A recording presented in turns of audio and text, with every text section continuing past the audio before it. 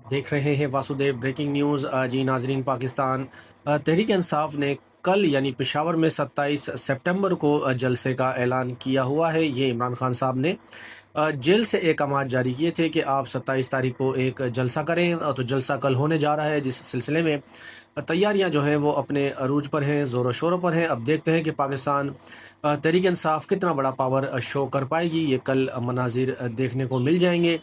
उसके अलावा इमरान खान साहब का आज अडियाला जेल से भी एक पैगाम जारी किया। उन्होंने अवाम से, पाकिस्तान की अवाम से अपील की है कि आप 27 सितंबर का जो जलसा है इसमें शिरकत करें, ज़्यादा से ज़्यादा लोग, और इस जलसे को कामयाब बनाएं, क्योंकि ये जलसा जो है KPK में अमन व अमान को लेकर और पाकिस्तान में जो इंसानी हकूक़ की पामालियाँ हो रही हैं और हकीकी आज़ादी का जो टारगेट अचीव करना है, उसके लिए वो कहते हैं कि एक संगे मील है।